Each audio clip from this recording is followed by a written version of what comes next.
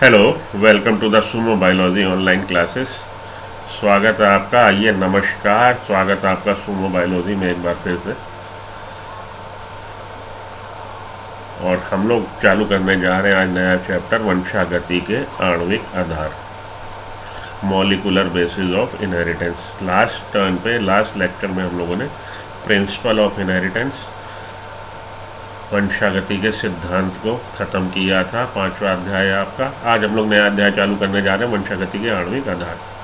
ठीक है जी, चलिए पढ़ें और इसको भी 2-3 दिन में फिनिश कर देंगे जैसे उसको फिनिश किया था। इस चैप्टर में हमें पढ़ना क्या है? लंबा चैप्टर है। डीएनए को पढ़ना है सबसे पहले। डीएनए की खोज, आनुवंशिक पदार्थ कैसे हुई थी ये समझना है। आरएनए संसार, आरएनए वर्ल्ड क्या है ये समझना है। प्रतिकृति, रेप्लिकेशन, डीएनए पे डीएनए का बनना, डीएनए अपनी प्रतिकृति बनाएगा, कैसे बनता है वो पढ़ना है।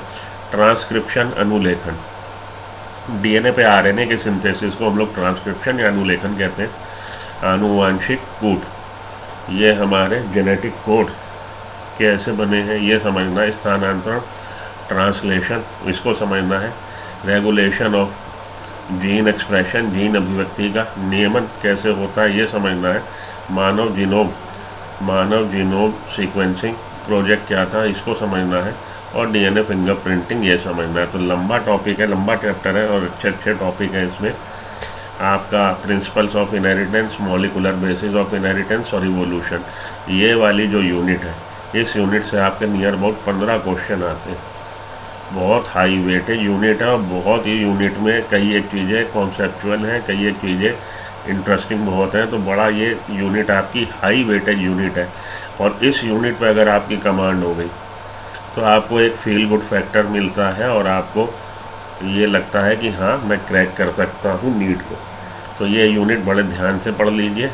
चलिए हम लोग चालू करते हैं। क्या जी? मॉलिकुलर बेसिस ऑफ इनहेरिटेंस को हम लोग इस पर चालू करते हैं आज। मॉलिकुलर बेसिस ऑफ इनहेरिटेंस, आपका अध्याय नंबर 6, वंशागति के आणविक आधार।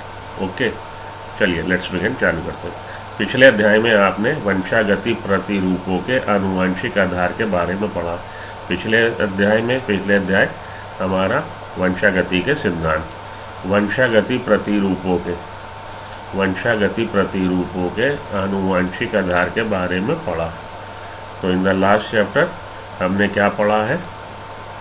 हाँ जी, तो कह रहा पिछले अध्याय में आपने वंशागति प्रतिरूपों के आनुवंशिक आधार के बारे में पढ़ा। मतलब इनहेरिटेंस पैटर्न, इनहेरिटेंस का ढर्रा क्या है, आनुवंशिक किस उस पर हो रही है सिद्धांत पे, उसको हमने पढ़ा। इनहेरिटेंस पैटर्न को पढ़ा और उसका इनहेरिटेंस पैटर्न का, इनहेरिटेंस का मॉलिकुलर बेसिस क्या है, क्या किससे हो रही है। तो मेंडल ने उसको फैक्टर बोला, कारक, और बाद में उसको gene.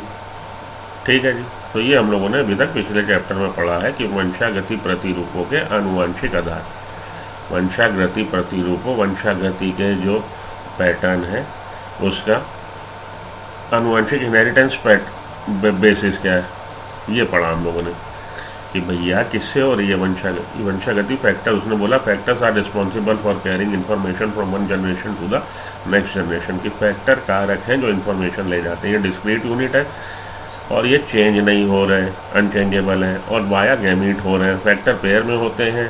Factor at the time of gamete formation they get segregated. हालांकि डिप्लॉयड ऑर्गेनिज्म में ये जोड़े में है, लेकिन गैमीट बनते समय ये फैक्टर अलग अलग हो जाते हैं और गैमीट में केवल एक आता है। ये सारी बातें पिछले अध्याय की हैं जो मैं आपको दोहरा रहा हूँ।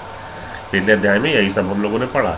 मेंडल के नियमों के प्रतिपादन तक, और मेंडल ने जब तक पी प्लांट में एक्सपेरिमेंट करके आखिरी में आके अपने नियम को प्रतिपादित किया, लॉ बताए हैं, तक वह कारक, ये फैक्टर जो थे वंशागति के प्रतिरूप को नियंत्रित करते हैं। वह कारक जो वंशागति के प्रतिरूप को नियंत्रित करते हैं उनके बारे में कोई जानकारी नहीं थी। तो फैक्टर के बारे में बेसिकली, या बाद में जो जीन हो गया, फैक्टर टर्म किसने दिया था? Who coined the term factor? It was Mendel ने किया था। और जीन टर्म कॉइन किया था जोहानसन ने। तो कोई भी जानकारी नहीं थी। ठीक है जी, तो मेंडल के काम करने तक एक तरह से हम लोग अज्ञान थे, हम लोग को जानकारी नहीं थी कि इनहेरिटेंस का पैटर्न क्या है और इनहेरिटेंस का बेसिस क्या है। 100 वर्ष बाद तो मेंडल ने 1856 से 1863 तक ये एक्सपेरिमेंट प्लांट हाइब्रिडाइजेशन के पी प्लांट पे किए थे, गार्डन पी पे, पाइसम सेटाइमम पे, 1856 से 1863 तक। 1865 में इनका ये जो लिटरेचर था वो सर्कुलर इनका प्रिंट हुआ था और लोगों की जानकारी में आया था। लेकिन 1900 तक इनके काम को तवज्जो नहीं मिली थी, वेटेज नहीं मिली थी। 1902 में जब 3 साइंटिस्ट, तो फिर लंबी कहानी पिछले चैप्टर की उसमें देखिए, आपको सब पता लग जाएगा, कार्ल कॉर्न शैमाक और हमारे ह्यूगो डी वेरिस ने इसको डिस्कवर किया था। ठीक है जी। तो 1865 में इनके प्रिंट होने के बाद 100 वर्षों बाद तक अनुमानित आनुवंशिक पदार्थ का पता चल पाया। तो उसके लगभग 100 वर्ष बाद, पूरे एक डिकेड के बाद, एक सेंचुरी के बाद, 100 वर्ष बाद अनुमानित आनुवंशिक पदार्थ का पता चल पाया। अधिकतर जीवों में यह आनुवंशिक पदार्थ डीएनए डीऑक्सीराइबोन्यूक्लिक एसिड था। कक्षा 11 में आप पढ़ चुके हैं डीऑक्सीराइबोन्यूक्लिक एसिड क्या है, राइबोन्यूक्लियोटाइड का, डीऑक्सीराइबोन्यूक्लियोटाइड का बहुलक है। न्यूक्लिक एसिड क्या होता है, nucleic acid is a polymer of nucleotide. सजीवों में, जीवों में 2 तरह के न्यूक्लिक एसिड मिलते हैं, डीऑक्सीराइबोन्यूक्लिक एसिड एवं राइबोन्यूक्लिक एसिड। तो न्यूक्लिक एसिड का क्या मतलब है, वो एसिड जो न्यूक्लियस में, न्यूक्लिक एसिड। न्यूक्लिक एसिड 2 तरह के हैं, डीएनए और RNA. Deoxyribose nucleic acid, ribonucleic acid. कुछ विषाणुओं में आरएनए आनुवंशिक पदार्थ के रूप में मिलता है। अधिकतर जीवों में, मोस्ट ऑर्गेनिज्म में आनुवंशिक पदार्थ डीएनए होता है। ज़्यादातर ऑर्गेनिजम्स में आनुवंशिक पदार्थ डीएनए होगा। कुछ विषाणुओं में आरएनए आनुवंशिक पदार्थ के रूप में मिलता है, लेकिन ये अधिकतर वाहक के रूप में कार्य करता है। कुछ में आरएनए, तो मोस्ट ऑफ द ऑर्गेनिज्म में आनुवंशिक पदार्थ डीएनए है। कुछ ऑर्गेनिजम्स जैसे कि वायरसेस है, सम वायरसेस के लिए हिंदी में विषाणु लिखते हैं और बैक्टीरिया के लिए रोगाणु लिखते हैं। तो विषाणु में आरएनए आनुवंशिक पदार्थ के रूप में मिलता है, लेकिन ये अधिकतर वाहक के रूप में मिलता है। लेकिन most of the time RNA का काम क्या है कि ये मैसेंजर की तरह काम करता है, वाहक है, मैसेंजर की तरह काम करता है, वाहक है। आरएनए के अन्य और भी अतिरिक्त कार्य हैं। तो आरएनए हमारा आनुवंशिक पदार्थ की तरह भी काम कर रहा है, हमारा मैसेंजर मटेरियल की तरह भी काम कर रहा है, लेकिन इसके अलावा कुछ और भी काम आरएनए करता है। यह अनुकूलन, संरचनात्मक व कुछ स्थितियों में उत्प्रेरक अणु का कार्य करता है। तो ये आपका मैसेंजर आरएनए की तरह, मैसेंजर की तरह तो काम कर ही रहा है, साथ में संरचनात्मक आरएनए, राइबोसोमल आरएनए की तरह संरचना में पार्टिसिपेट कर सकता है। अनुकूलक में ये काम कर सकता है, ये एडेप्टरी मॉलिक्यूल की तरह काम कर सकता है। एडेप्टेशन, अनुकूलन में काम कर सकता है, एडेप्टेशन एडेप्टरी मॉलिक्यूल की तरह, व कुछ परिस्थितियों में एंजाइम की तरह, राइबोजाइम। तो ये एडेप्टरी मॉलिक्यूल आपका ट्रांसफर आरएनए एडेप्टर मॉलिक्यूल होता है, अनुकूलक की तरह काम करता है। या संरचना में आपका आरएनए, राइबोसोमल आरएनए काम करता है, व कुछ स्थितियों में जब ये उत्प्रेरक की तरह काम करता है तो हम लोग टर्म यूज़ करते हैं राइबोजाइम, एंजाइम की तरह कार्य करता है। न्यूक्लियोटाइड्स की संरचना व एकल इकाइयों से जुड़कर न्यूक्लिक एसिड बहुलक बनने के बारे में आप पहले ही कक्षा 11 में पढ़ चुके हैं। तो न्यूक्लियोटाइड किसके बने हैं, न्यूक्लियोटाइड आपका बना है न्यूक्लियोसाइड पर फॉस्फेट से।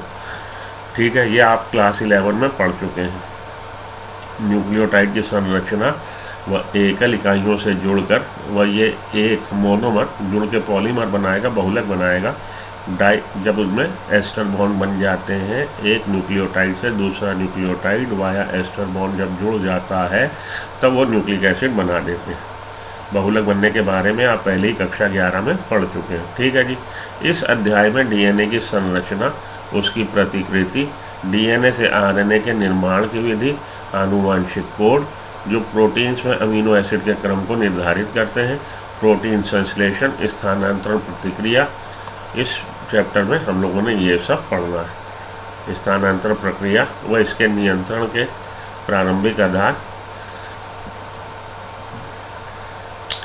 जीन एक्सप्रेशन को कैसे नियंत्रित करेंगे, रेगुलेशन ऑफ जीन एक्सप्रेशन हम लोग पढ़ेंगे। पिछले दशक में मानव जीनोम में स्थित पूर्ण न्यूक्लियोटाइड्स क्रमों के निर्धारण से जीनोमिक्स के नए महाकल्प को आरंभ हुआ है। तो पिछले दशक में, इन द लास्ट सेंचुरी, मानव जीनोम में स्थित मानव जीनोम क्या है? जीनोम एक पूरा सेट क्रोमोसोम्स का, एक पूरा सेट क्रोमोसोम्स का, उसको हम लोग जीनोम बोलते हैं। पिछले दशक में मानव जीनोम में स्थित पूर्ण न्यूक्लियोटाइड्स क्रमों के निर्धारण से जीनोमिक्स के नए महाकल्प का आरंभ हुआ। तो ह्यूमन जीनोम की सीक्वेंसिंग कर ली गई है, उनमें जितने भी न्यूक्लियोटाइड्स हैं उनके सीरीज़ को डिस्क्राइब कर लिया गया, उसके क्रम को पता लगा लिया गया। तो मानव जीनोम सीक्वेंसिंग हो गई है पिछले दशक में मानव जीनोम में स्थित। तो जीनोम किसका बना है? जीनोम बना एक पूरा सेट क्रोमोसोम्स का। क्रोमोसोम किसके बने? तो ये जो डीएनए मटेरियल है, डीएनए का थ्रेड है जो इंटरफेस न्यूक्लियस में होता है, ये डीएनए थ्रेड जब कॉम्प्रेस्ड हो जाता है, कॉम्पैक्ट हो जाता है, तो डीएनए के मॉलिक्यूल को हम क्रोमोसोम के रूप में देखते हैं। तो डीएनए कॉम्पैक्ट होकर क्रोमोसोम, और क्रोमोसोम का पूरा एक सेट 1 से 23 तक मानव में वो बना रहा है जीनोम। तो डीएनए किसका बना है? डीएनए है डीऑक्सीराइबो न्यूक्लिक एसिड, जो बना है डीऑक्सीराइबो न्यूक्लियोटाइड से। और ये डीऑक्सीराइबो न्यूक्लियोटाइड किसके बने हैं अभी आपको बताता हूँ, 2 मिनट इसके बाद, यहाँ तक पढ़ने के बाद मैं आता हूँ उस पर। इस अध्याय के अंतिम खंड में मानव जीनोम अनुक्रम की आवश्यक पहलुओं और उसके परिणामों के बारे में वर्णन किया गया। आखिरी में आके, इस अध्याय के आखिरी में मानव जीनोम अनुक्रम की आवश्यक पहलुओं, मानव जीनोम सीक्वेंसिंग के जो आवश्यक पहलू हैं उनके बारे में, उनके परिणामों के बारे में वर्णन किया जाएगा। अपनी चर्चा की शुरुआत सबसे पहले सजीवों में मिलने वाले सर्वाधिक रुचिकर अणु डीएनए की संरचना के अध्ययन से हम लोग करेंगे। तो इस चैप्टर की शुरुआत हम लोग डीएनए की संरचना से करेंगे। आगे के खंडों में इस बात को समझने का प्रयास करेंगे कि यह बहुतायत से मिलने वाला आनुवंशिक पदार्थ क्यों है, वह आरएनए के साथ इसका क्या संबंध है। तो डीएनए के हम लोग स्ट्रक्चर को पढ़ने जा रहे हैं, और डीएनए आरएनए की तुलना में ज़्यादा सूटेबल या ज़्यादा स्वीकार्य आनुवंशिक पदार्थ क्यों है, इसका हम लोग डिस्कस करेंगे। और डीएनए का आरएनए से क्या संबंध है, इसका डिस्कस करेंगे। Let's begin the study of DNA. चलिए डीएनए की स्टडी को पढ़ें, लेकिन उससे पहले, जैसा कि मैंने आपसे बोला था कि उससे पहले हम लोग पढ़ेंगे कि डीएनए का एक, जो हम लोग क्लास 11 में पढ़ चुके, उसको ज़रा थोड़ा सा हम लोग यहाँ पे रिपीट करें कि क्या पढ़ चुके, क्या जानकारी थी हमारे पास क्लास 11 में। ठीक है जी, आइए। तो डीएनए क्या है? डीएनए है डीऑक्सीराइबो न्यूक्लिक एसिड।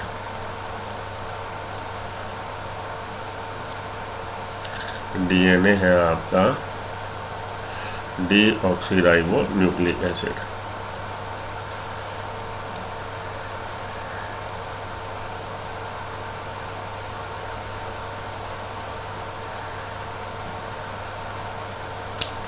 एक मिनट रुक जाओ, बस कर रहा हूँ चालू। डीऑक्सी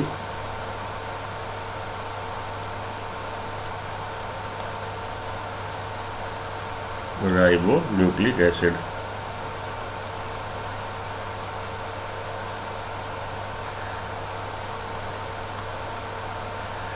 डीएनए है आपका deoxyribo nucleic acid.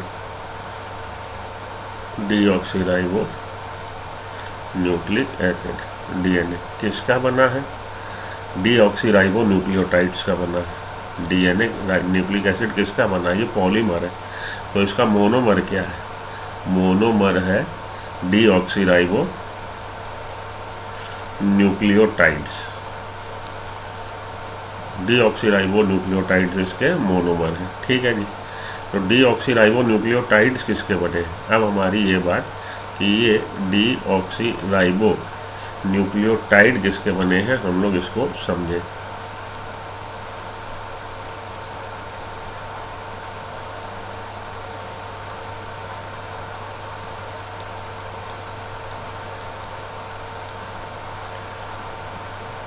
Deoxy ribo nucleotides किसके बने हैं? डीऑक्सीराइबो न्यूक्लियोटाइड्स बने हैं फॉस्फेट ग्रुप के और डीऑक्सी राइबो न्यूक्लियोसाइड्स के। डीऑक्सी राइबो न्यूक्लियोसाइड में क्या है? डीऑक्सी राइबो न्यूक्लियोसाइड में एक तो आपका नाइट्रोजिनस बेस है, नाइट्रोजिनस बेस, और दूसरा है आपकी पेंटोज शुगर।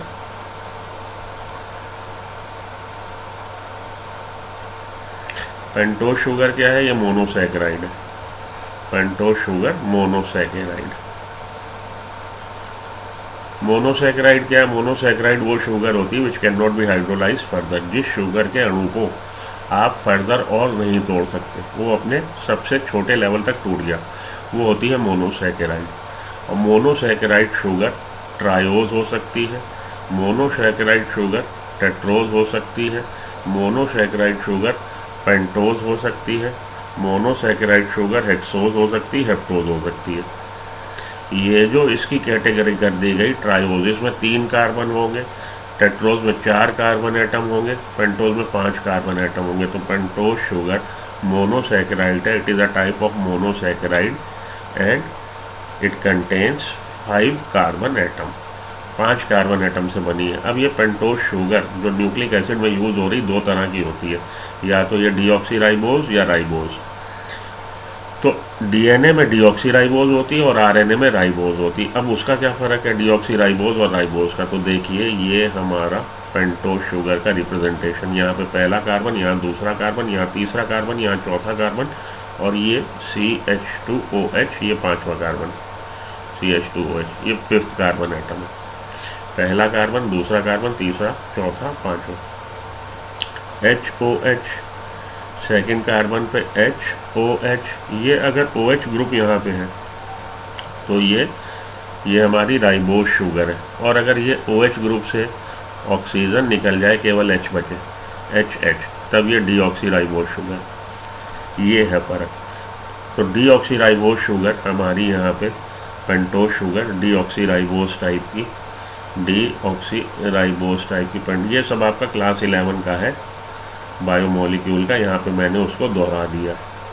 तो HOH है यहाँ पे, पहले कार्बन पे पहला कार्बन है, ये दूसरा कार्बन है, यहाँ पे H, क्योंकि डीऑक्सीराइबोज है, H है।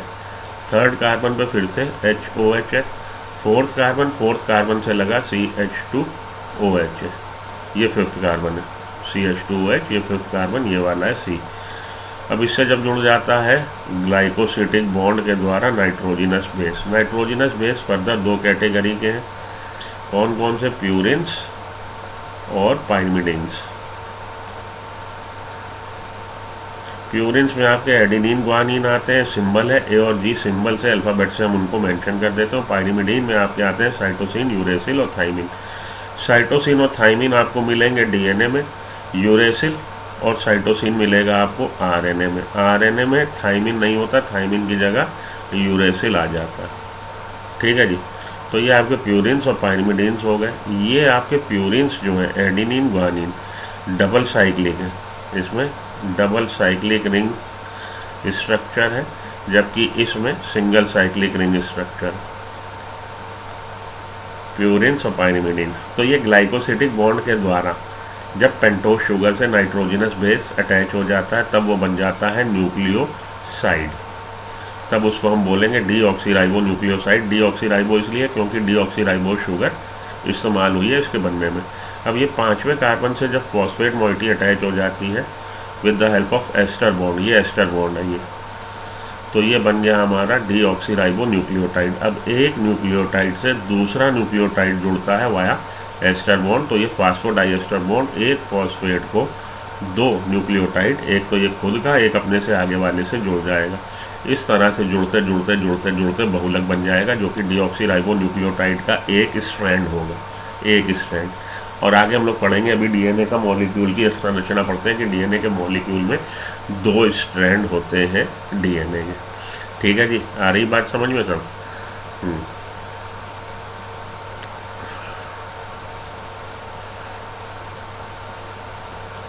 तो डीऑक्सीराइबो न्यूक्लियोटाइड्स, डीऑक्सीराइबो न्यूक्लियोटाइड में है क्या? फॉस्फेट ग्रुप और डीऑक्सीराइबो न्यूक्लियोसाइड।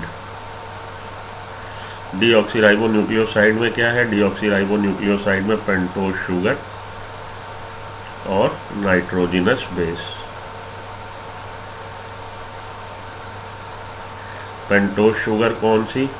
तो ये डीऑक्सीराइबोन्यूक्लियोसाइड में डीऑक्सीराइबो शुगर होगी। तो HOH, यहाँ पे फिर HOH, ये आपकी राइबोज है, और HH है तो डीऑक्सीराइबोज है। HOH हमारा CH2OH, ये चौथा कार्बन है यहाँ पे, ये पांचवा कार्बन है ये। इससे जब एक ग्लाइकोसिटिक बॉन्ड के द्वारा नाइट्रोजिनस बेस जुड़ा तो पहले नंबर के कार्बन से, पेंटोज शुगर के पहले नंबर के कार्बन से नाइट्रोजिनस बेस जुड़ता है, याद रखिएगा। ये कौन सा बॉन्ड है? Glycosidic bond. अब ये रचना हो गई न्यूक्लियोसाइड। ये नाइट्रोजिनस बेस दो कैटेगरी के हो सकते हैं, प्यूरिन्स हो सकते हैं, पाइरिमिडीन्स हो सकते हैं। प्यूरिन्स में एडेनिन ग्वानिन और पाइरिमिडीन में साइटोसिन यूरेसिल थाइमिन। अब इससे जब फॉस्फेट जुड़ेगा, फॉस्फेट है H3PO4 फास्फोरिक एसिड, जिसको कि आप इस तरह से लिख सकते हो H3PO4। तो H3 1 2 3 PO4 1 2 3 4 H3P, ये रहा PO4 फास्फोरिक एसिड। अब इससे ये जो हमारा न्यूक्लियोसाइड है, यहाँ पे एक आया आपका क्या? Phosphate moiety. OH इससे निकल जाएगा, H इससे निकल जाएगा, OH H मिलके क्या हो गया? H2O with the elimination of one molecule of H2O। N hydric bond है, वाटर का एक मॉलिक्यूल निकल जाएगा, तो ये जो O बचा, OH से H निकलने के बाद O, वो इसको कॉमन हो जाएगा, दोनों शेयर करने लगेंगे। OH भी निकल गया और यहाँ से H निकल गया, O को ये लोग, ये क्या बॉन्ड बन गया? ये एस्टर बॉन्ड बन गया, ये वाला। अब ये हो गया न्यूक्लियोटाइड। अगली स्लाइड पर चले तो आपको और समझ में आता है। चलिए इस स्लाइड पे हम लोग आए और अब आप देखो हो क्या रहा है। तो ये हमारा एक हम बना लें nucleotide, nitrogenous base HOH, HH, CH2OH निकल चुका, O, फॉस्फेट OH,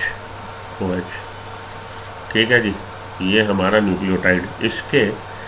इसके पीछे एक और मानिए न्यूक्लियोटाइड आया। ये आपका एडिनिन हो सकता है, ग्वानिन हो सकता है, साइटोसिन हो सकता है, थाइमिन हो सकता है, ऐसे ही यहाँ पे हो सकता है। अब इसके पीछे एक और आया, बहुलक बनने जा रहा। इससे भी CH2, इसके साथ भी फॉस्फेट जुड़ा हुआ है एस्टर बॉन्ड के माध्यम से। ध्यान से देखिएगा।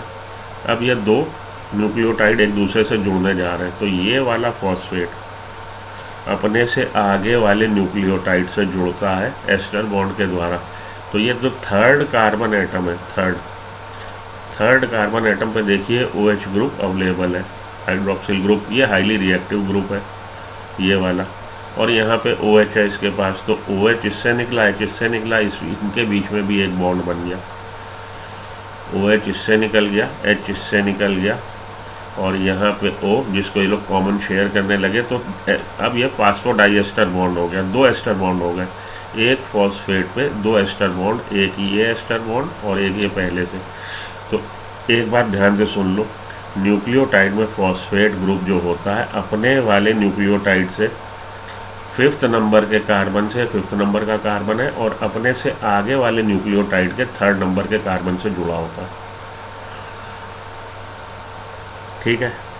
डीऑक्सीराइबोन्यूक्लियोटाइड के स्ट्रैंड में या न्यूक्लिक एसिड के स्ट्रैंड में, न्यूक्लियोटाइड में फॉस्फेट ग्रुप अपने वाले न्यूक्लियोटाइड से, फॉस्फेट ग्रुप अपने वाले न्यूक्लियोटाइड की पेंटोज शुगर से 5th नंबर के कार्बन से जुड़ा होता है, और अपने से आगे वाले न्यूक्लियोटाइड के शुगर मोइटी से, शुगर अणु से वो 3rd कार्बन से जुड़ा होता है।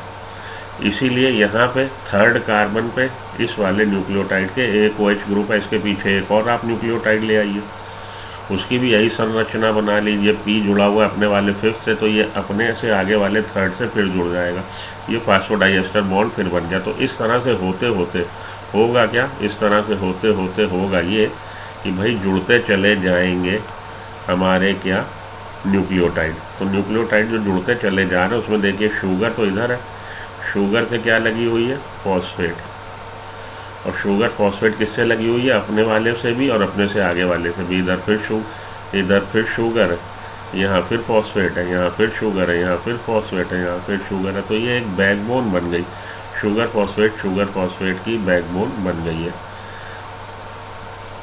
और ये एक आपका स्ट्रैंड बनता चला जाएगा, फॉस्फेट अपने वाले न्यूक्लियोटाइड के शुगर मॉलिक्यूल से फिफ्थ कार्बन से, और अपने से आगे वाले न्यूक्लियोटाइड के शुगर मॉलिक्यूल से थर्ड नंबर के कार्बन से जुड़ा। तो ये शुगर फॉस्फेट की एक बैकबोन, एक स्ट्रैंड तैयार हो गया। शुगर से अंदर की तरफ प्रोजेक्टेड है क्या, नाइट्रोजिनस बेस, ये नाइट्रोजिनस बेस अंदर की तरफ प्रोजेक्टेड है। ये शुगर मॉलिक्यूल आपका डीऑक्सीराइबोज, डीएनए में डीऑक्सीराइबोज यूज़ होगा, आरएनए में राइबोज शुगर यूज़ होती है। अंदर की तरफ ये वाला बॉन्ड आपका ग्लाइकोसिडिक बॉन्ड है, ये बॉन्ड एस्टर बॉन्ड है, ये बॉन्ड एस्टर बॉन्ड है, क्योंकि एक फॉस्फेट को दो न्यूक्लियोटाइड शेयर कर रहे हैं, इसलिए इसमें दो एस्टर बॉन्ड फास्फोडाइएस्टर बॉन्ड हो गया। क्लियर हो गई बात। तो ये आपका एक स्ट्रैंड जिसकी की पोलैरिटी इधर की तरफ क्या है, आगे की तरफ फिफ्थ प्राइम एंड है, और पीछे की तरफ थर्ड प्राइम एंड है। अब ये फिफ्थ प्राइम एंड और थर्ड प्राइम एंड का क्या फंडा है बेटा जी, अभी जो बनाया था आपका मॉलिक्यूल शुगर का, तो शुगर में यहाँ पे पहले नंबर का कार्बन जिस पे HOH है, दूसरे नंबर का कार्बन HH है, तीसरे नंबर का कार्बन HOH है, चौथे नंबर का ये चौथा कार्बन है, चौथे कार्बन से CH2OH, और यहाँ पे H, ये पाँचवें नंबर का कार्बन है। इससे लग गया फॉस्फेट, ये न्यूक्लियोटाइड कंप्लीट। अब अपने से इससे पीछे वाले से, अपने से इसके पीछे वाले से वही चीज़ यहाँ पे भी है, अपने वाले से फॉस्फेट लगा हुआ फिफ्थ कार्बन से, और ये तीसरे कार्बन से वो एक एस्टर बॉन्ड और बना लेगा, तो ये जुड़ते चले जाएंगे इस तरह से। तो ये एक बहुलक बन गया। इधर की तरफ ऊपर की तरफ पोलैरिटी देखिए, फिफ्थ वाला एंड, ये पांचवा कार्बन इधर है, थर्ड कार्बन इधर है, तो ये फिफ्थ एंड है। फिफ्थ एंड पे क्या होगा, फ्री फॉस्फेट है, और थर्ड एंड आखिरी में आके जो जुड़े हुए हैं, एक दो यहाँ बने, मानो ये 1000 जुड़े हुए हैं। आखिरी में लास्ट मॉलिक्यूल है, लास्ट मॉलिक्यूल में थर्ड एंड पे OH ग्रुप फ्री होगा, थर्ड एंड पे OH ग्रुप फ्री होगा। तो इधर वाले एंड को हम लोग फिफ्थ प्राइम एंड, फिफ्थ ये डैश फिफ्थ प्राइम एंड, और इधर वाले एंड को हम लोग थर्ड प्राइम एंड बोलते हैं। एंटीपैरेलल स्ट्रैंड में जो आगे हम लोग पढ़ेंगे अभी डीएनए के मॉलिक्यूल का, कि डीएनए के मॉलिक्यूल में दो स्ट्रैंड डीएनए होते हैं, एक स्ट्रैंड इधर, एक धागा इधर और एक धागा इधर, एक का मुंह इधर है आगे, फिफ्थ प्राइम एंड इधर है, थर्ड प्राइम एंड है, तो दूसरे का धागा विपरीत दिशा में है, फिफ्थ प्राइम एंड इधर है, थर्ड प्राइम एंड इधर है। ठीक है जी, कैसे, अभी आपको बताता हूँ कैसे, होल्ड करो, आओ देखो कैसे।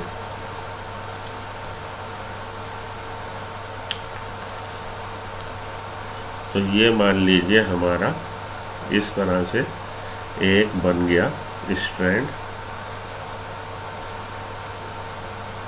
जुड़ते चले गए, हजारों इस तरह से जुड़े हुए।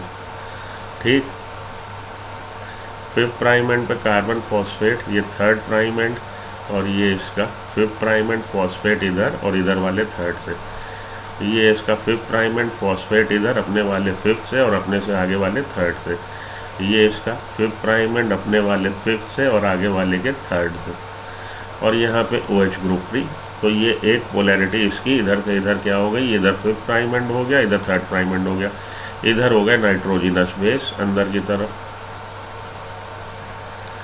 दूसरा जो स्ट्रैंड होगा वो अपोजिट डायरेक्शन में होगा, ये हो गई पोलैरिटी अपोजिट दूसरे स्ट्रैंड की। तो एक का मुंह इधर और एक का मुंह इधर,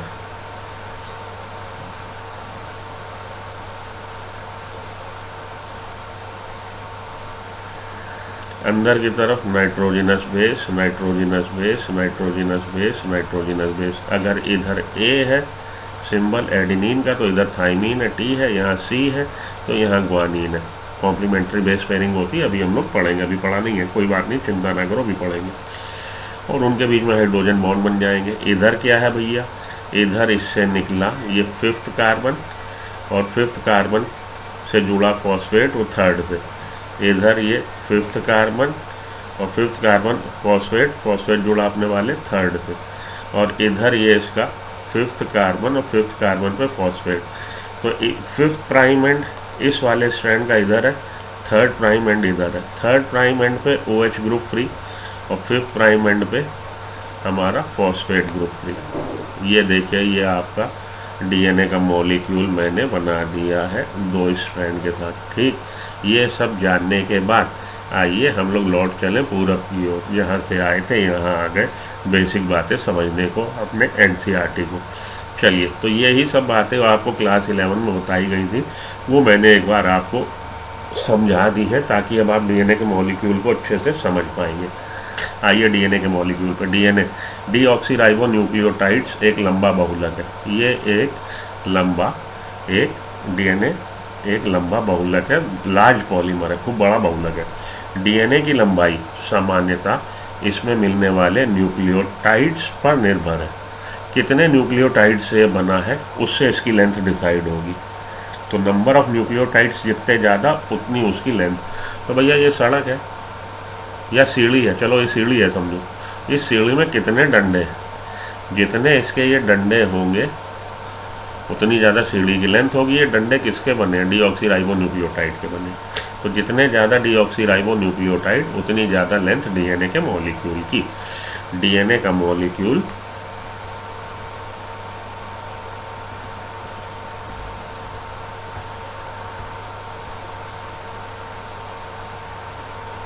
अब हाईलाइट ठीक हो रहा है, छोटा था थोड़ा। DNA डीऑक्सीराइबो न्यूक्लियोटाइड का एक लंबा बहुलक है। DNA की लंबाई सामान्यतः इसमें मिलने वाले न्यूक्लियोटाइड्स पर निर्भर करती है। न्यूक्लियोटाइड्स युग्म का संबंध क्षार युग्म से है। तो न्यूक्लियोटाइड जो हमें मिल रहे हैं, न्यूक्लियोटाइड पेयर, बेसिकली वो नाइट्रोजन के पेयर के, जो हमारे नाइट्रोजनस एसिड जो है इसमें आपके प्यूरिन्स और पायरिमिडीन्स, उनके बारे में बात कर रहा है। तो सामान्यतः इसमें मिलने वाले न्यूक्लियोटाइड्स पर निर्भर है। यह किसी भी जीव की विशेषता होती है।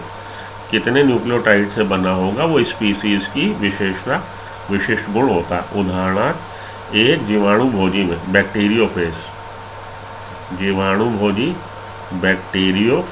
जो बैक्टीरिया को खा जाए, बैक्टीरिया को इन्फेक्ट करने वाला वो वायरस जो बैक्टीरिया को खा लेगा या उसको इन्फेक्ट कर देगा, जिसे हम लोग SciX174 बोलते हैं।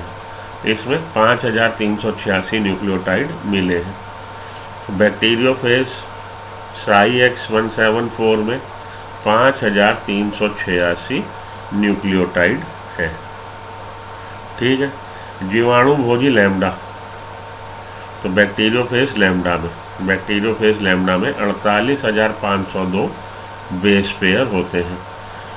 तो SciX174 में 5386, बैक्टीरियोफेज लैम्डा में 48502 नाइट्रोजनस बेस पेयर हैं, BP बेस पेयर।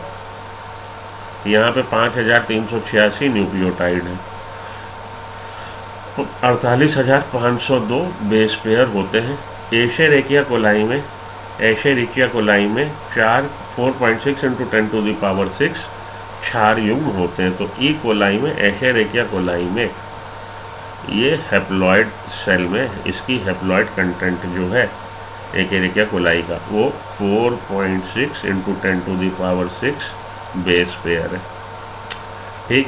वो मनुष्य के अगुणित DNA में 3.3 × 10⁹ बेस पेयर है। और ह्यूमन बीइंग के केस में 3.3 × 10⁹ बेस पेयर है।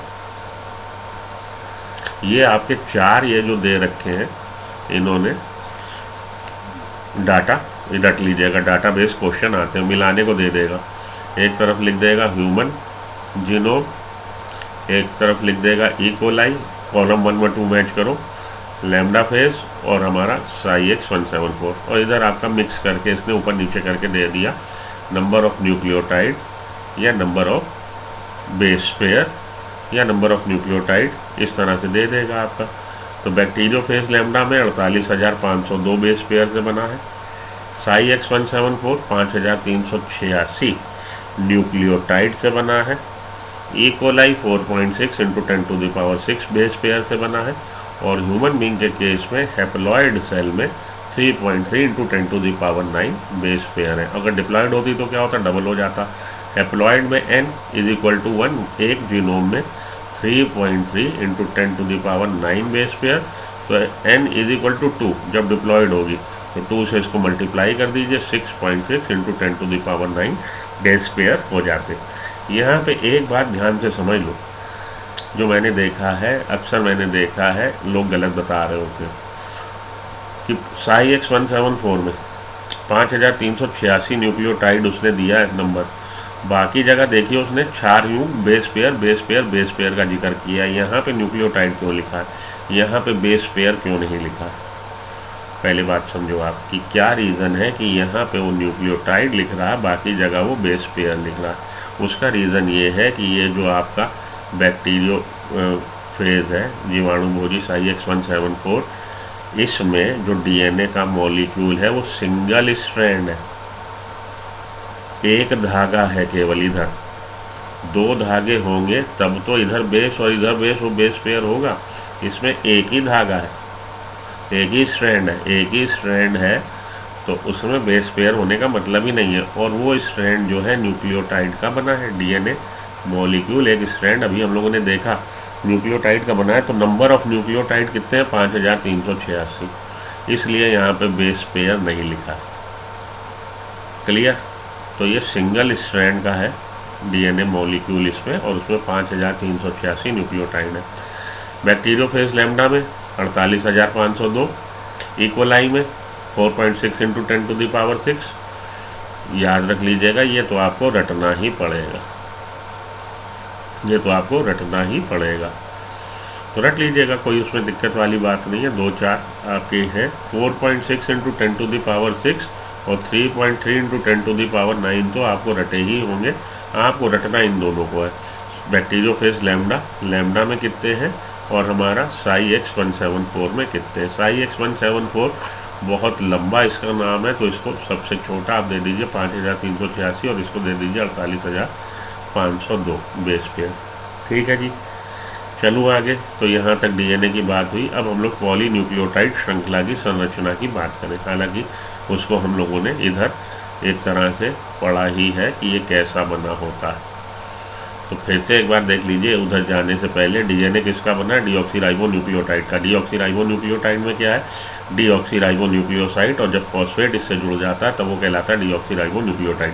डीऑक्सीराइबोन्यूक्लियोसाइड में क्या है, एक पेंटोस शुगर है और एक नाइट्रोजिनस बेस है। नाइट्रोजिनस बेस आइदर प्यूरिन और पाइरिमिडिन। प्यूरिन में आपके एडिनिन ग्वानिन, पाइरिमिडिन में आपके cytosine uracil thymine. Pentose sugar का मॉलिक्यूल 2 तरह का, डीऑक्सीराइबोज और राइबोज। फ़र्क क्या है, डीऑक्सीराइबोज में सेकंड कार्बन पे HH है, और राइबोज शुगर में सेकंड कार्बन पे HOH है। एक हाइड्रोक्सिल ग्रुप एक्स्ट्रा है राइबोज शुगर में। है दोनों कौन सी हैं, दोनों मोनोसैकेराइड। पेंटोस शुगर से नाइट्रोजिनस बेस अटैच होता है via bond formation, that bond is glycosidic bond, वो ग्लाइकोसिटिक बॉन्ड है। और हमेशा पेंटोस शुगर के पहले कार्बन से ये नाइट्रोजिनस बेस अटैच होता है। उसके बाद ये न्यूक्लियोसाइड हो गया, दोनों मिलकर न्यूक्लियोसाइड, और जब इससे फॉस्फेट ग्रुप अटैच हो जाता है by the means of ester bond, तब ये बन जाता है न्यूक्लियोटाइड। ठीक, ये बातें ये याद रखिए। आइए वापस उधर चलें, डीएनए के मॉलिक्यूल की रचना का, श्रृंखला के संरचना को हम लोग देखें। तो पॉलीन्यूक्लियोटाइड श्रृंखला की रासायनिक संरचना संक्षेप में निम्न है। न्यूक्लियोटाइड के 3 घटक हैं, नाइट्रोजिनस बेस, पेंटोस शुगर और फॉस्फेट ग्रुप। अभी हम लोगों ने बात करी चुके हैं, नाइट्रोजिनस बेस, पेंटोस शुगर और एक फॉस्फेट ग्रुप। नाइट्रोजिनस बेस 2 प्रकार के हैं, प्यूरिन्स में एडिनिन ग्वानिन, और इनको हम लोग सिंबल अल्फ़ाबेट से A से और जी से इसको रिप्रेजेंट करते हैं। वो पाइरिमिडीन में cytosine, uracil, thymine. Cytosine DNA व आरएनए दोनों में मिलता, जबकि थाइमिन डीएनए में मिलता है। थाइमिन केवल डीएनए में मिलेगा। थाइमिन को डीएनए में रिप्लेस कौन कर देगा? यूरेसिल। यूरेसिल उसको रिप्लेस कर देगा। तो थाइमिन के स्थान पर यूरेसिल आरएनए में मिलता।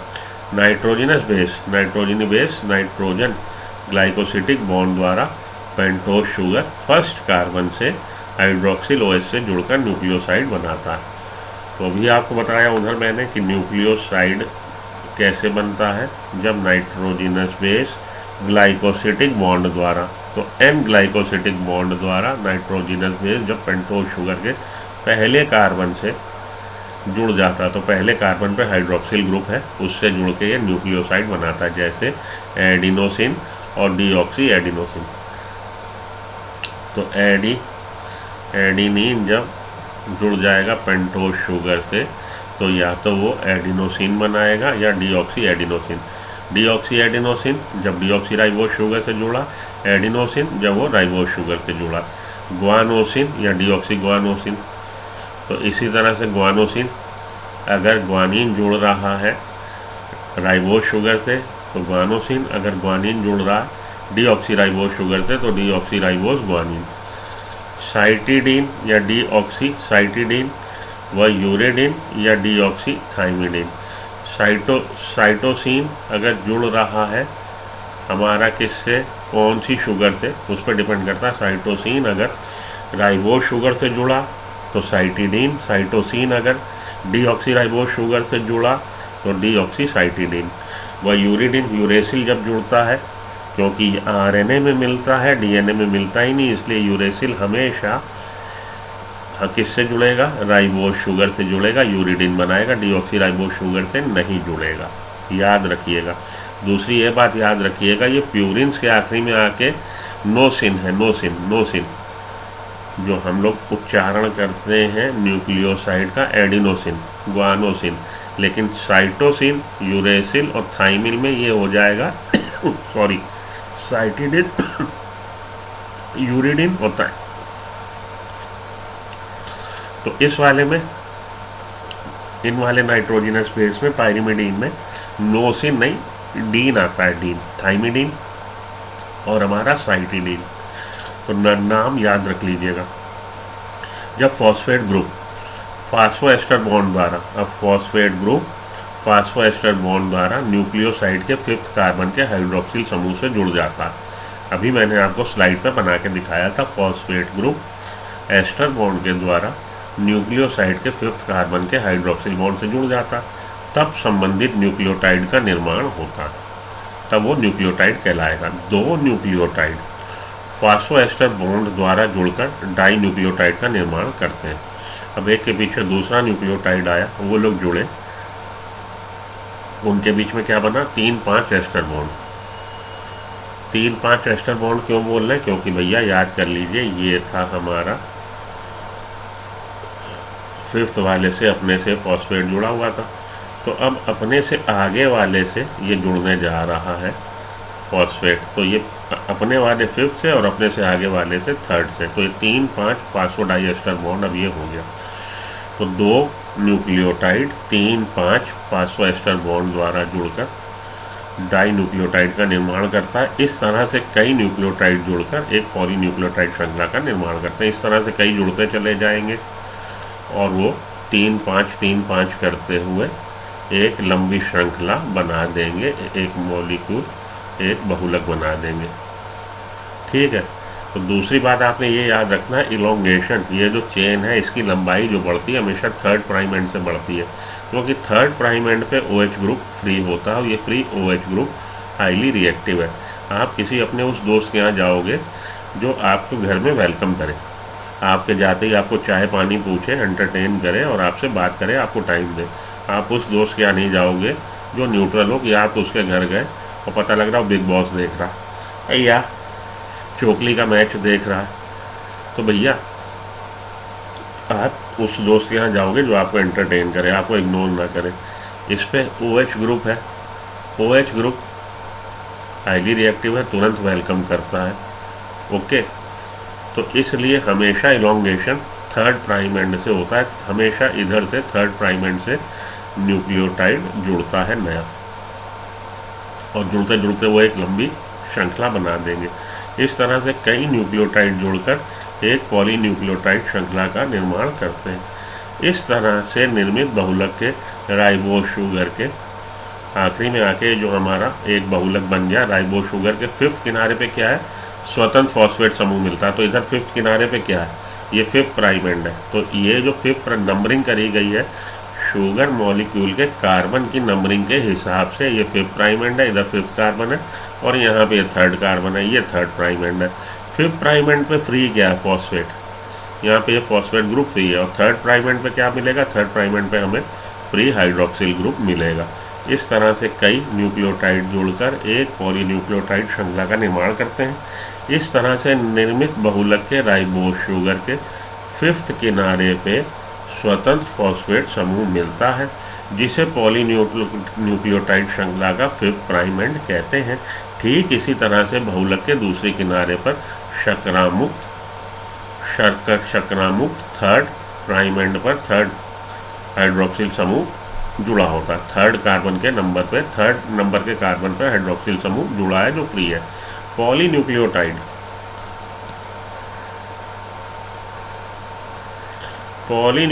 श्रृंखला का थर्ड किनारा कहते हैं, उसको हम लोग थर्ड प्राइम एंड कहते हैं। पॉलीन्यूक्लियोटाइड शर्करा के आधार का निर्माण शर्करा व फॉस्फेट से होता है। तो ये जो नाइट्रोजनस बेस की एक चेन बन रही है, उसमें आधार, उसकी बैकबोन, किसी भी चीज़ की रीढ़ की हड्डी, कोई एक स्ट्रक्चर बनेगा तो उसको एक सपोर्ट सिस्टम तो चाहिए। तो ये बैकबोन आधार किसका बना है, sugar phosphate, sugar phosphate, sugar phosphate, sugar है फॉस्फेट, शुगर है फॉस्फेट, शुगर है फॉस्फेट, शुगर है फॉस्फेट, शुगर है फॉस्फेट, शुगर है फॉस्फेट, शुगर है फॉस्फेट, अरे भैया sugar phosphate, sugar phosphate, sugar phosphate, sugar phosphate. और शुगर से अंदर की तरफ nitrogen base, nitrogen base, nitrogen base, nitrogen base, nitrogen base. इधर है आपका फिफ्थ प्राइम एंड, इधर है आपका थर्ड प्राइम एंड, और इसके अपोजिट ये इधर की तरफ पोलैरिटी होगी। दूसरा जो स्ट्रैंड होगा वो एंटी पैरेलल इधर होगा। नाइट्रोजन क्षार शर्करा अंश से जुड़ा होता है, नाइट्रोजनस बेस शुगर मोइटी से जुड़ा होता है, जो आधार से प्रक्षेपित है। जो आधार से प्रक्षेपित मतलब अंदर की तरफ प्रोजेक्टेड है, अंदर की तरफ है।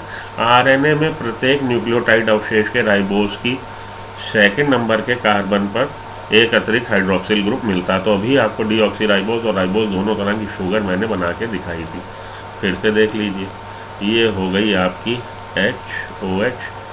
HOH second carbon, third carbon HOH। अब हमारा HOH, H और HOH, पहला कार्बन, दूसरा कार्बन, तीसरा कार्बन, पहला कार्बन, दूसरा कार्बन, तीसरा कार्बन। सेकंड कार्बन पे OH ग्रुप अगर है तो ये हमारा राइबोज है, और अगर वो OH ग्रुप से डीऑक्सीजनेशन हो गया, ऑक्सीजन निकल गई, तो ये क्या हो गया, डीऑक्सीराइबोज शुगर हो गई, डीऑक्सीराइबोज हो गई। ये राइबोज जिस पे सेकंड पे OH ग्रुप और ये डीऑक्सीराइबोज। तो ये देखिए आरएनए में प्रत्येक न्यूक्लियोटाइड अवशेष के राइबोज शुगर है। फिफ्थ कार्बन एटम पे, दूसरे नंबर के कार्बन एटम पे क्या मिल रहा है, एक अतिरिक्त हाइड्रोक्सिल समूह मिल रहा है। ये हमारा एक एडिशनल एक्स्ट्रा OH ग्रुप है।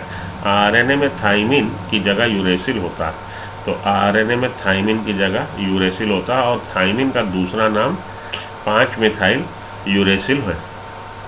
5-मिथाइल यूरेसिल, 5-मिथाइल यूरेसिल थाइमिन का दूसरा रासायनिक नाम है। 5-मिथाइल यूरेसिल थाइमिन का दूसरा रासायनिक नाम है। क्यों है वो हम आपको आगे समझाएंगे कि क्यों इसको 5-मिथाइल यूरेसिल बोलते हैं। ठीक यहाँ पे आके आपको आरएनए डीएनए के मॉलिक्यूल के बारे में मोटा माटी आइडिया लग गया। अब हम लोग आगे चले, फ्रेडरिक मिशर के खोज पे चले। तो फ्रेडरिक मिशर ने 1869 में केंद्रक से मिलने वाले अम्लीय पदार्थ डीएनए की खोज करी थी। तो Friedrich Miescher in the year 1869 में केंद्रक में मिलने वाले अम्लीय पदार्थ डीएनए की खोज करी थी। तो आपसे पूछा जाता है कि डीएनए की खोज किसने करी थी, who discovered DNA as a nucleic acid present in nucleus. DNA की खोज किसने करी, फ्रेडरिक मिशर ने करी। इन 1869। तो नाम याद रख लीजिएगा, डीएनए मिशन ने खोजा 1869 में। उसने इसका नाम न्यूक्लिन रखा, क्योंकि न्यूक्लियस में मिलने वाला एसिडिक मटेरियल जो मिल रहा है न्यूक्लियस में, उसने इसका क्या नाम रखा, न्यूक्लिन। उसने इसका नाम न्यूक्लिन दिया।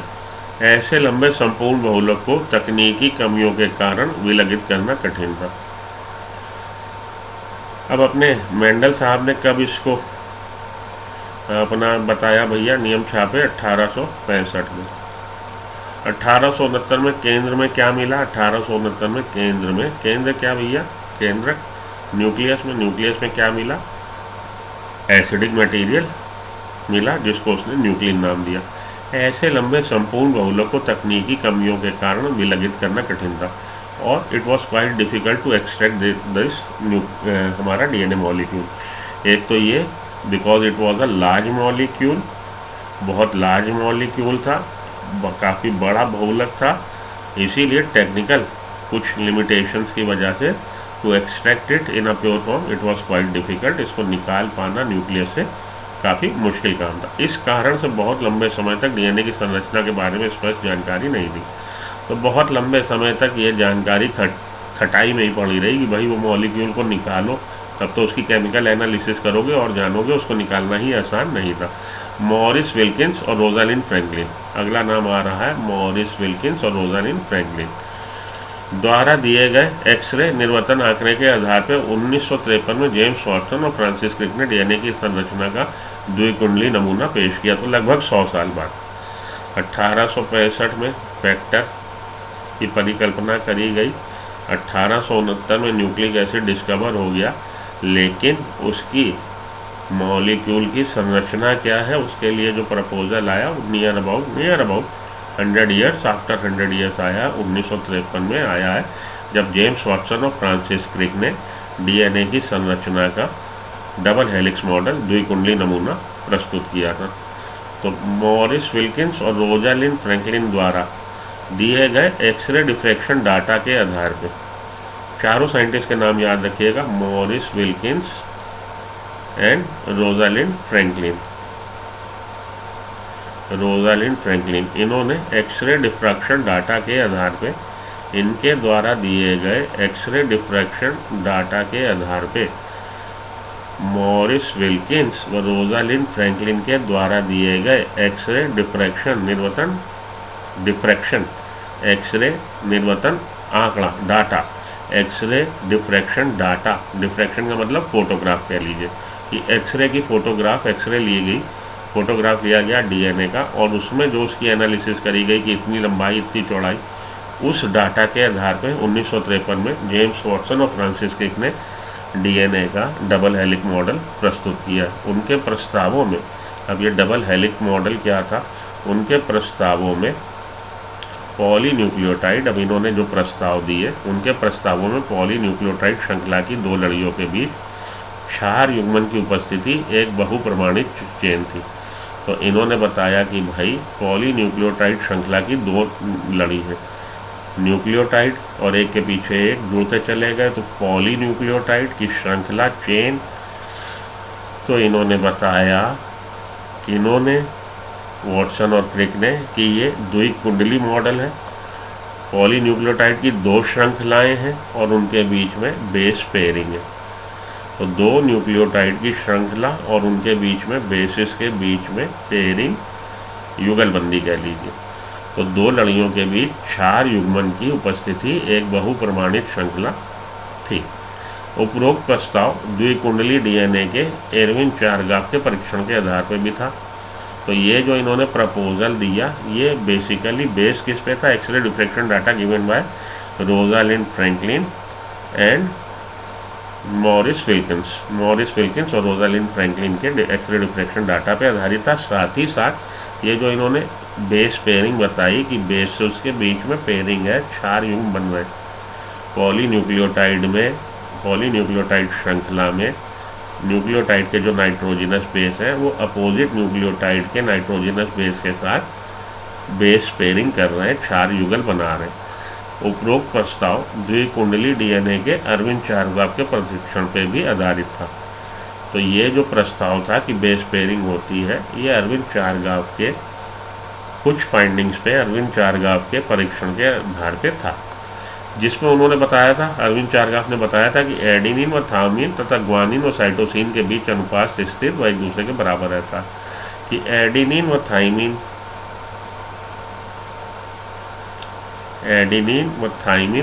तथा ग्वानिन व साइटोसिन के बीच, तो ए बराबर रहता है टी के, क्योंकि ए हमेशा टी के अपोजिट आता है, और सी बराबर रहता है जी के। ये हाइड्रोजन बॉन्ड नहीं, ये इज इक्वल टू का साइन है, बराबर का साइन है, कि जो कंटेंट होगा डबल हेलिक्स मॉडल के डीएनए में, वो डीएनए का मॉलिक्यूल जो द्वि स्ट्रैंड से बना है, उसमें ए की मात्रा, एडेनिन की मात्रा थायमिन के बराबर होगी, इक्विमोलर होगी, और साइटोसिन की मात्रा ग्वानिन के बराबर होगी, इक्विमोलर होगी।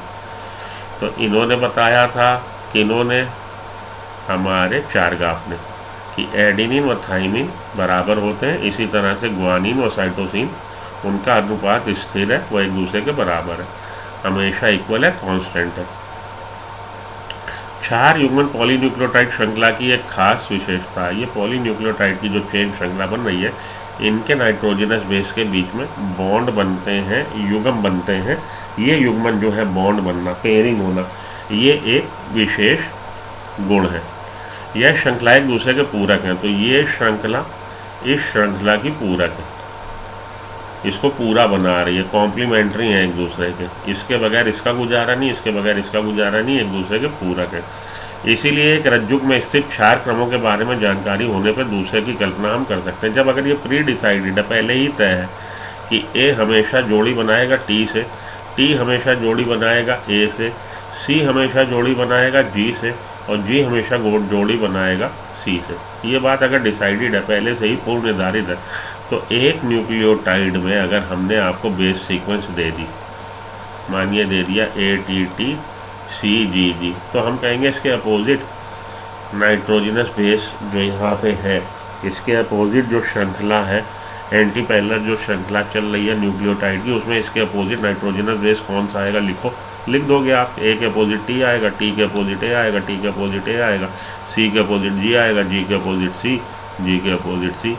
तो जब हमने ये देखा कि भाई ये जो 2 न्यूक्लियोटाइड की कुंडली है, 2 श्रृंखलाएं हैं, इनमें जो नाइट्रोजनस बेस है, उनमें कॉम्प्लीमेंट्री बेस पेयरिंग है, एक दूसरे के पूरक बेस पेयरिंग है। ए के अपोजिट हमेशा टी, टी के अपोजिट हमेशा ए, जी के अपोजिट हमेशा सी आना ही है। तो अगर एक पे आपको, एक श्रृंखला पे नाइट्रोजनस बेस की जानकारी हो, तो दूसरे का आप प्रिडिक्शन, भविष्यवाणी आप बता दोगे। इसीलिए एक रज्जुक पर स्थित 4 क्रमों के बारे में जानकारी होने पे दूसरे रज्जुक के 4 क्रमों की हम कल्पना कर सकते हैं, बता सकते हैं। यदि डीएनए के प्रत्येक रज्जुक नए रज्जुक के संश्लेषण हेतु टेम्पलेट का काम करते हैं। अब ये जो डीएनए का मॉलिक्यूल है, इसमें डीएनए के मॉलिक्यूल में 2 स्ट्रैंड धागे हैं, रज्जुक हैं, और ये रज्जुक अलग अलग हो जाएं और इस रज्जुक पे एक नया डीएनए का स्ट्रैंड बने, ठीक है जी, और इस रज्जुक पे भी एक नया डीएनए का स्ट्रैंड बने, ठीक है जी, बन रहा है। तो अगर ये टेम्पलेट का काम करें, सांचे का काम करें, तो इधर आपको बेस सीक्वेंस पता है, तो ये जो नया स्ट्रैंड बन रहा है उसकी बेस सीक्वेंस भी तो आप लिख दोगे।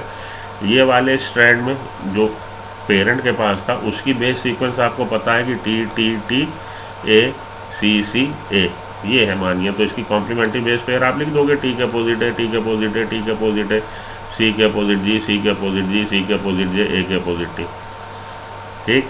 यदि डीएनए के प्रत्येक रज्जुक नए रज्जुक के संश्लेषण हेतु टेम्पलेट का काम करते हैं, इस तरह से 2 द्विरज्जुक डीएनए का निर्माण हो जाता है। तो ये पेरेंटल डीएनए से 2 डॉटर डीएनए का निर्माण हो जाएगा, जो पैतृक डीएनए के अणु के समान है, और वो बेसिकली जो 2 बनेंगे वो इसी की कार्बन कॉपी है, बिल्कुल सेम यही बनेंगे। तो जो इसके पास था उसके 2 मॉलिक्यूल बन जाएंगे bye means of DNA replication.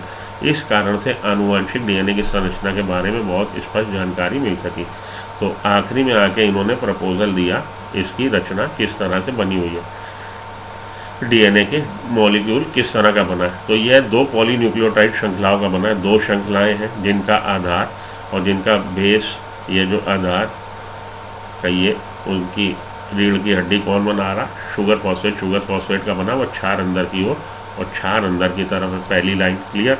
तो दो रज्जुक से बना है, दो पॉलीन्यूक्लियोटाइड के रज्जुक है और ये दोनों रज्जुक एक दूसरे के प्रति समानांतर है, एंटी पैरेलल है। समानांतर होते तो दोनों का मुंह इधर होता, तो दोनों इस तरह से होते, लेकिन ये इस तरह से नहीं है, एंटी पैरेलल है। एंटी पैरेलल का मतलब एक का मुंह इधर तो एक का मुंह इधर, एक श्रृंखला में फिफ्थ प्राइम एंड इधर तो दूसरे में फिफ्थ प्राइम इधर, तो ये एंटी पैरेलल है, प्रति समानांतर है। इसका मतलब एक श्रृंखला की ध्रुवणता 5 से थर्ड प्राइम एंड की ओर है तो दूसरे की ध्रुवणता थर्ड से 5 की ओर है। तो एंटी पैरेलल एक की पोलैरिटी अगर ये third prime end to fifth prime end है इधर, तो दूसरे की fifth prime end to third prime end है। ठीक है, इसका मतलब एक श्रृंखला की ध्रुवणता fifth prime end to third prime end है, तो ये third prime end to fifth prime end ये, तो दूसरे की ध्रुवणता ये आपकी थर्ड टू फिफ्थ, तो और ये वाली आपकी फिफ्थ टू थर्ड। ठीक है, क्लियर?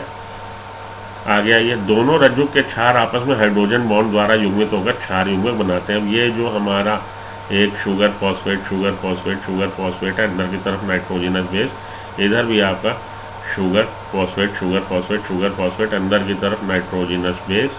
उन नाइट्रोजनस बेस के बीच में क्या होगा? हाइड्रोजन बॉन्ड, और ए और टी के बीच में 2 और साइटोसिन और ग्वानिन के बीच में 3 हाइड्रोजन बॉन्ड होते हैं। एडेनिन और थाइमिन जो विपरीत रज्जक पे होते हैं आपस में 2 हाइड्रोजन बॉन्ड के द्वारा जुड़े होते हैं, जबकि साइटोसिन व यूरेसिल आपस में किससे जुड़े होते हैं?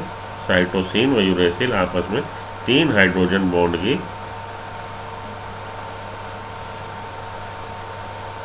द्वारा जुड़े होते हैं। ठीक इसी तरह से ग्वानिन व साइटोसिन के 3 हाइड्रोजन बॉन्ड द्वारा बंधा रहता है, जिसके फलस्वरूप सदैव यूरिन के विपरीत हमेशा पाइरिमिडीन होता है। तो प्यूरिन के अपोजिट हमेशा क्या आएगा? पाइरिमिडीन आएगा। अभी आपको मैं ये चीज़ पहले बता चुका हूँ, प्यूरिन के अपोजिट हमेशा पाइरिमिडीन आएगा। प्यूरिन में एडिनिन ग्वानिन है, पाइरिडिमीन में साइटोसिन और थाइमिन है। तो ए के अपोजिट हमेशा टी और सी के अपोजिट हमेशा जी। इट मीन्स अगर एक स्ट्रैंड पे इधर प्यूरिन है तो दूसरे स्ट्रैंड पे उधर पाइरिमिडीन है। इससे कुंडली के दोनों रज्जुक के बीच समान दूरी बनी रहती है। तो भैया अभी आपको बताया था ये मैंने कि ये हमारे प्यूरिन्स जो हैं डबल साइक्लिक है और वो सिंगल साइक्लिक है। तो अगर इधर डबल साइक्लिक तो उधर सिंगल साइक्लिक, और अगर इधर सिंगल साइक्लिक तो उधर डबल साइक्लिक। इससे क्या होगा कि इसका डिस्टेंस जो है, इसका ये डायमीटर कह लीजिए या डिस्टेंस कह लीजिए, डायमीटर कह लीजिए, वो हमेशा इक्वल, ऑलमोस्ट इक्वल रहेगा। इससे कुंडली के दोनों रज्जुक के बीच में लगभग समान दूरी रहती है। दोनों श्रृंखलाएं दक्षिणावर्ती कुंडलित हैं।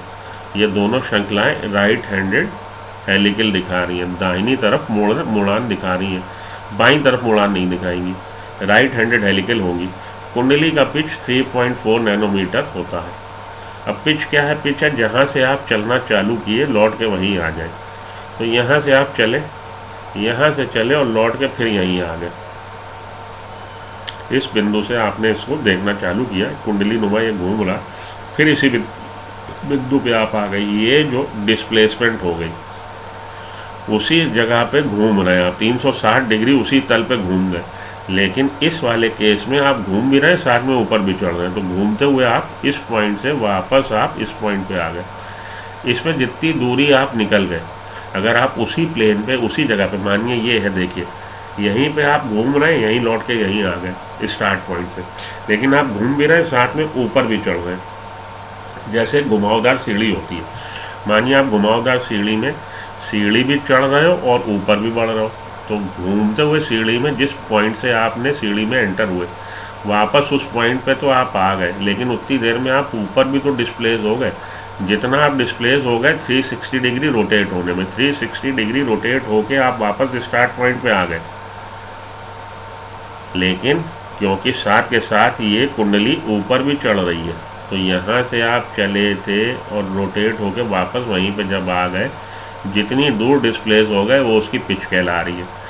तो ये दोनों श्रृंखलाएं दक्षिणावर्त कुंडली हैं, कुंडली का पिच 3.4 नैनोमीटर है, 3.4 नैनोमीटर, व प्रत्येक घुमाव में लगभग 10 क्षार युग्मक मिलते हैं।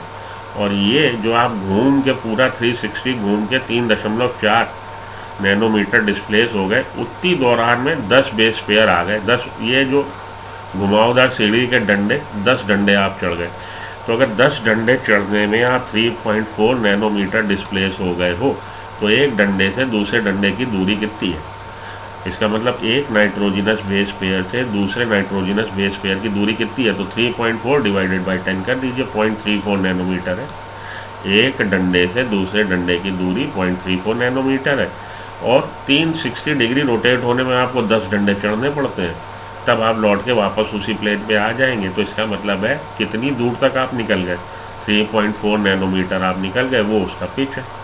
लिख लीजिएगा, 3.4 नैनोमीटर पिच है और एक बेस पेयर से दूसरे बेस पेयर की दूरी 0.34 नैनोमीटर है। अगर इसको मीटर में बदलना चाहें तो 3.4 इंटू 10⁻9 या 0.34 इंटू 10⁻⁻9 है। द्वि कुंडली में एक क्षार युग्म की सतह के ऊपर दूसरा स्थित है, और द्वि कुंडली में एक जो क्षार बेस पेयर है उसका जो बेस पेयर का प्लेन है आधार, उसी पे दूसरा बेस पेयर, उसी पे तीसरा, उसी पे चौथा। इससे क्या है? तो ये बेस पेयर जो हैं इनका जो आधार है वो एक दूसरे पे स्थित है, साथ के साथ उनमें हाइड्रोजन बॉन्ड है बेस पेयर में, उससे ये स्टेबल हो रहा है। डीएनए का मॉलिक्यूल को स्टेबिलिटी, स्थायित्व किससे मिल रहा है? तो बेस पेयर का जो जोड़ा बन रहा हाइड्रोजन बॉन्ड उससे, साथ के साथ बेस पेयर का बेस का जो कहिए कि प्लेन है, बेस है, वो बेस का प्लेन एक के ऊपर दूसरा स्टैक कर रहा है, गड्डी बना रहा है, तो उससे भी स्टेबिलिटी मिल रही है डीएनए के मॉलिक्यूल को। प्यूरिन व पाइरिमिडीन की संरचना तुलना करो। प्यूरिन और पाइरिमिडीन की संरचनात्मक तुलना करो। कर ली भाई, क्या बता सकते हैं? डीएनए में 2 पॉलीन्यूक्लियोटाइड श्रृंखला के बीच की दूरी, 2 पॉलीन्यूक्लियोटाइड श्रृंखला के बीच की दूरी हमेशा लगभग समान क्यों रहती है? इसलिए समान रहती है कि एक स्ट्रैंड पे अगर डबल रिंग वाला स्ट्रक्चर है तो उसके अपोजिट स्ट्रैंड पे सिंगल रिंग वाला स्ट्रक्चर है। अब अगर इधर सिंगल रिंग वाला स्ट्रक्चर है तो इधर डबल रिंग वाला स्ट्रक्चर है। इस वजह से इनका जो डायमीटर है या ये जो टोटल इसकी चौड़ाई है वो हमेशा ऑलमोस्ट इक्वल रहेगी। तो अगर इधर 2, इधर 1, इधर 1, इधर 2, तो 1 + 2 = 3। इसलिए क्या है जी, ये जो इसका डायमीटर है, विड्थ है डीएनए स्ट्रैंड की, वो हमेशा ऑलमोस्ट सेम रहेगी। डीएनए की द्विकुंडली संरचना का प्रस्ताव यूं परिक्रमी है कि आनुवंशिक उलझाव को सही तरीके से व्याख्या करने में सक्षम है। ये डीएनए का जो double stranded double helical structure का जो प्रपोजल था, ये अपने आप में एक बहुत बोल्ड प्रपोजल था, और ये आनुवंशिक उलझाव को, और ये जो इसकी कुछ हम लोग के जो आनुवंशिकी से संबंधित जो भ्रांतियाँ थी, जो उलझाव थे, इसको डबल स्ट्रैंडेड स्ट्रक्चर ने बड़े अच्छे से समझा दिया। शीघ्र आणविक जीव विज्ञान में फ्रांसिस क्रिक ने मूल सिद्धांत का विचार प्रस्तुत किया। तो इसके बाद जैसे ही वॉटसन एंड क्रिक ने 1953 में ये प्रपोजल दिया कि ये डबल हेलिकल स्ट्रक्चर है, राइट हैंडेड है, डबल हेलिकल सेंटीपेलर है, शुगर फॉस्फेट से बैकबोन बनी हुई है, नाइट्रोजनस बेस अंदर की तरफ है, ये आपस में जुड़े हुए हैं हाइड्रोजन बॉन्ड के द्वारा, ये सब जो बेसिक बातें बताई। उसके बाद उसने तुरंत ही फ्रांसिस क्रिक ने मूल सिद्धांत का विचार प्रस्तुत किया, जिसको हम सेंट्रल डोगमा बोलते हैं, मूल सिद्धांत, जिससे स्पष्ट है। और ये सेंट्रल डोगमा से क्या स्पष्ट है? जिससे स्पष्ट है कि आनुवांशिक सूचनाओं का बहाव, सेंट्रल डोगमा में ये चीज़ बताई गई कि आनुवांशिक सूचनाओं का बहाव डीएनए से आरएनए और इससे प्रोटीन की तरह होता है। आंतरिक सूचनाओं का, आनुवांशिक सूचनाओं का बहाव, फ्लो ऑफ इंफॉर्मेशन, डीएनए से आरएनए बनेगा और आरएनए के ट्रांसलेशन से प्रोटीन बन जाएगी। इसको सेंट्रल डोगमा या मूल सिद्धांत का परियोजना बताई जाती है। सेंट्रल डोगमा या मूल सिद्धांत का प्रतिपादन। तो डीएनए पे डीएनए का बनना, दैट इज़ रेप्लिकेशन, प्रतिकृति। डीएनए के मॉलिक्यूल पे डीएनए बन गया, प्रतिकृति बन गई, रेप्लिकेशन हो गया। डीएनए पे आरएनए बना, ट्रांसक्रिप्शन, अनुलेखन हो गया, आरएनए बन गया। और ये जो आरएनए बना इसका ट्रांसलेशन हो गया तो प्रोटीन बन गई, रूपांतरण हो गया। ये कहलाता है flow of information, genetic information. इसके हिसाब से जो आनुवंशिक जानकारी है वो डीएनए से आरएनए में जाती है और आरएनए से प्रोटीन में, ये इस डायरेक्शन में नहीं आती। Flow of genetic information unidirectional है, एक दिशा में। इसको बोला गया सेंट्रल डोग्मा, जो फ्रांसिस क्रिक ने ये बताया। कुछ